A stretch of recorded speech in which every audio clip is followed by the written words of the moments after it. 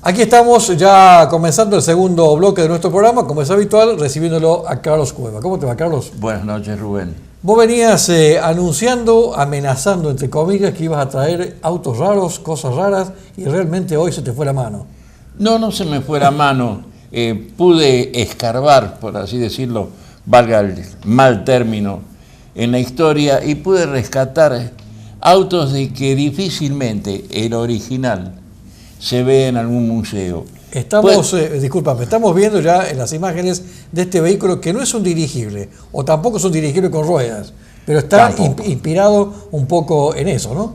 Está inspirado principalmente en el formato que toma la gota de agua cuando una canilla pierde al caer el agua, esa gota, y tocar contra la atmósfera, contra el aire, la forma dinámica o aerodinámica que toma el agua para perforar la masa de aire. Pero tendríamos que entrar en un principio a la física, y creo que nuestro programa, si bien el coche explota diferentes principios físicos en su mecánica, este sería el principio dinámico de que un señor Riccardi quiso sacarle a un vehículo con resultados dudosos todavía, a pesar de los años, de la aerodinámica que quiso imponerle en este coche. Realmente uno lo ve, como decíamos, no es un dirigible con ruedas, pero bueno, es un vehículo que se fabricó sobre la plataforma de un Alfa Romeo. Esto es, a pesar de la aerodinámica que tiene el vehículo, aunque parezca increíble, es de 1914. Es de 1914. Desde que el hombre se emancipa del uso del caballo y empieza a lograr mayores velocidades para trasladarse de un punto a otro, se encuentra con un enemigo implacable que es el día de hoy, que todavía sigue luchando con él: el aire. No vamos a hablar del viento, porque el viento es una masa de aire en movimiento. Vamos a hablar del aire, de la atmósfera que nos rodea, que a medida que aumentamos la velocidad, no solamente de un auto, de una moto, de una bicicleta o de cualquier objeto que se traslada a través de la masa de aire, va encontrando paulatinamente, a mayor velocidad, mayor resistencia a su avance. Vuelvo a repetir, son principios físicos que el señor Riccardi, un conde con mucha plata y también una gran cantidad de estudios sobre la física, quiso demostrar que un vehículo que obtuviera la forma de los antiguos dirigibles y la forma de la gota de agua podía trasladarse dentro de la masa de aire, dentro de nuestra atmósfera, con cierto privilegio, cosa que lo logró, pero en con muy escaso rendimiento. Tal es así que, como vos bien dijiste, fue este coche armado sobre la plataforma ya de un Alfa Romeo. Todavía no era Romeo, sino simplemente era Alfa, la fábrica que había construido el chasis, que daba 136 kilómetros por hora. Y una vez que se le carrozó, está bien, que se carrozó el peso de esta carrocería que estamos viendo, más la capacidad para 4 personas, porque era prácticamente un monoplaza, con el peso de la carrocería, más las 4 personas en su interior, logró superar 2 kilómetros más por hora. Si vamos a calcular que se había aumentado no solamente el peso, el volumen claro, y la capacidad de carga, y había aumentado encima 2 kilómetros más por hora, algo había logrado en su penetración a 140 kilómetros por hora, vamos a redondear hacia arriba, su penetración sobre la masa de aire que lo rodeaba. Hay que, como vos comentabas, Carlos, hay que aclararle a la gente, no es un ómnibus, no es un colectivo, a pesar de toda la ventanilla que tiene. Era para 4 personas y el motor estaba en un lugar bastante complicado, ¿no? Era complicado porque el motor venía, como lo podemos ver en las imágenes, en un tubo inferior en su frente, para poder lograr que la masa de aire entrara, circulara por el radiador de agua, el famoso radiador, que es donde se nos escapa tanto dinero, también es otro principio de la mecánica. Gran parte del dinero que nosotros invertimos en cargar combustible se nos escapa a través del radiador de agua, porque es una energía térmica que la largamos al aire, la desperdiciamos al aire, y tenía que circular por ese interior para refrigerar el motor. Por lo tanto, el motor estaba instalado dentro de la carrocería. Y con lo cual la conducción era también complicada. Era complicada no había referencias cercanas. No había referencias. El conductor estaba prácticamente sentado al 50% del largo del vehículo que estamos viendo. El parabrisas, o lo que sería la burbuja, la forma de gota de agua que tenía a su frente, quedaba detrás de la persona que lo iba conduciendo. Y los pasajeros iban prácticamente sentados en la parte completa, sobre las ruedas traseras del vehículo. O sea, que el principio de aerodinámica de este vehículo fue físicamente muy perfecto. Los resultados... Realmente un adelantado. Un adelantado, sí, pero los resultados obtenidos después de tanto estudio y de tanto trabajar sobre esa carrocería no fueron el resultado que en su principio se creyó que se podía obtener. Bueno, ¿y cuál sería o cuál es el nombre de este auto?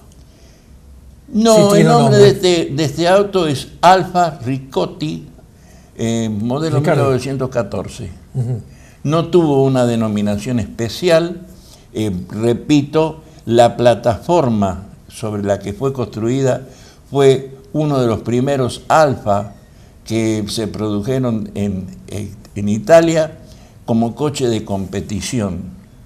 Y fue una extraordinaria rareza que muchos museos poseen réplicas, a tal punto de que en un museo también de Europa existe uno carrozado posteriormente que en vez de tener una puerta a cada lado, tiene 4 puertas, pero no es el modelo original. Claro. El modelo original, la fábrica o el diseñador, el que llevó a cabo las ideas del conde Ricotti, fue un señor de apellido, algunos dicen Castaña y otros dicen Castaño. Su apellido, según el historiador, fue creado con 2 puertas nada más. Bueno, hemos visto este auto tan pero tan raro, tipo gota de agua, tipo dirigible con rueda, como dije al comienzo, y este señor Riccardi no se conformó con eso y dijo, ahora voy a hacer de lo mismo, pero un auto un poco más normal, un poco más a la época que estaba viviendo, y es este que estamos viendo ahora, ¿no? Lo que sucede es de que, cansado ya de ver este auto y de usarlo, decidió convertirlo, lo que nosotros hoy diríamos un doble Phaeton, pero lo hizo una coupé.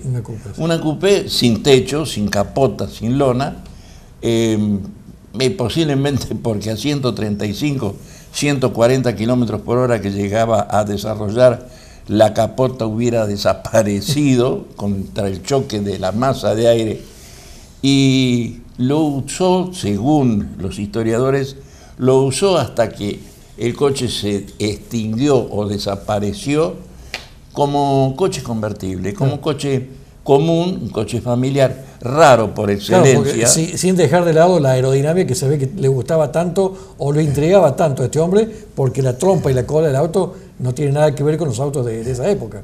Mira, Rubén, en aquellos entonces no se utilizaban la terminología que hoy está en boga.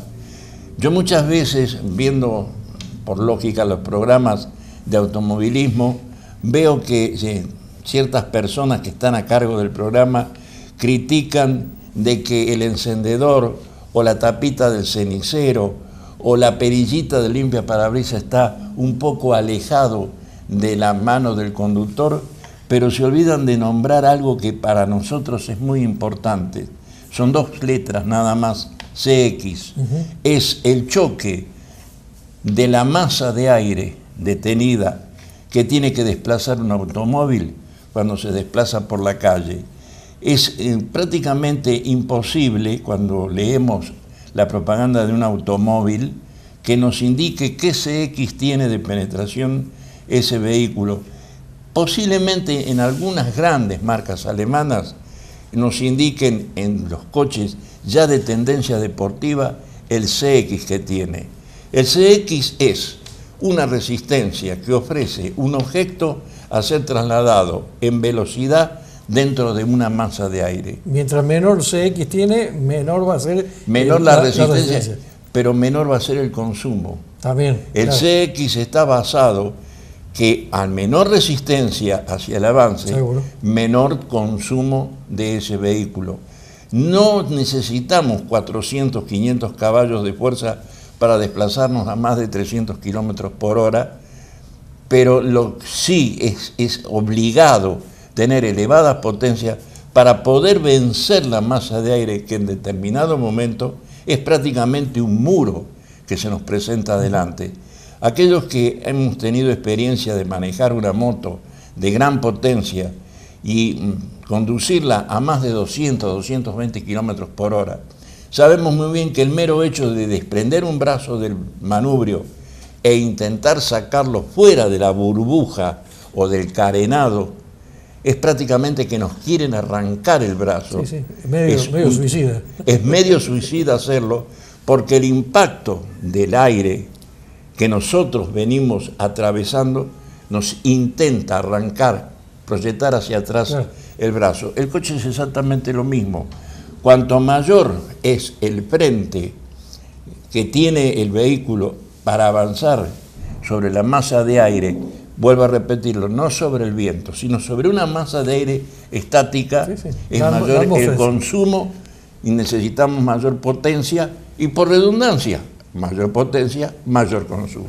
Ya, por supuesto, como decíamos, este vehículo es un poco más parecido a lo que se veía en aquella época, independientemente de la formita que tiene la cola y la trompa. Creo que no hemos hablado, ¿qué motorización tenían estos vehículos? Ese motor aproximadamente, en las diferentes pruebas que se realizaron, tenía 2.600 centímetros cúbicos con una potencia entre 40 y 60 HP. O sea, de acuerdo al motor que fue instalado y a la cilindrada, por ende, obtuvo entre 40 y 60 HP. Con 60 HP estuvo muy cercano a los 140 kilómetros por hora. Pero repito, fuera de esa carrocería, con la carrocería que hoy podríamos decir baquet, para un solo conductor, y con la carrocería, el toscano, como se decía aquel entonces, también que ofrecía muy poca resistencia al avance, se había logrado 136 kilómetros por hora. Pero, lo repito, con un solo conductor, sin el peso de la carrocería, y acá habíamos logrado, o el señor Riccardi había logrado sacarle 2 kilómetros más por hora con el peso de una carrocería más 3 ocupantes más. Ahora, habrá que haber andado a 140 kilómetros con esas rueditas y en los caminos de Dios que había en aquel momento, ¿no? Lógicamente, siempre he dicho que eran temerarios, eran aventureros. Muy audaces. Y pero muy audaces. Había en todas estas experiencias que se hacían con los escasos conocimientos tecnológicos de aquellos años, había experiencias que eran prácticamente, hoy serían suicidas. Carlos, ¿cómo llega a tu colección estos autos o a dónde los descubriste para solicitar la compra de los mismos? Vos has estado en varias oportunidades en mi domicilio particular y has visto de que en vez de ser ya un domicilio, es un reducto donde existen libros, revistas, manuales de muchas décadas atrás, y entre las rarezas, no solamente de los autos que se fabricaron hace más de 100 años, porque Este vehículo ya muy pronto va a cumplir 100 años de existencia. Existen revistas especializadas en rescatar todas aquellas cosas que salieron de lo común. Y de tanto mirar, leer, lo descubriste y dijiste, esto tiene que estar en la colección nuestra. Y una fábrica italiana que parece que es motivada por las mismas inquietudes que tenemos los coleccionistas o aquellos personajes raros como en este caso mi persona, fabricaron este vehículo para que a lo menos todos nuestros televidentes tengan noción de que hace 100 años atrás ya se estaba luchando contra el viento. Contra el viento. Carlos, realmente te felicitamos por esta maravilla que nos has traído, estas dos maravillas que la gente lo ha podido disfrutar. Por supuesto que el miércoles que viene te esperamos nuevamente con otra rareza. Que nos siga sorprendiendo. Con otra rareza. Hasta el miércoles, Rubén. Chao, gracias. Vamos a hacer una pausa aquí en nuestro programa y ya volvemos con mucha más información.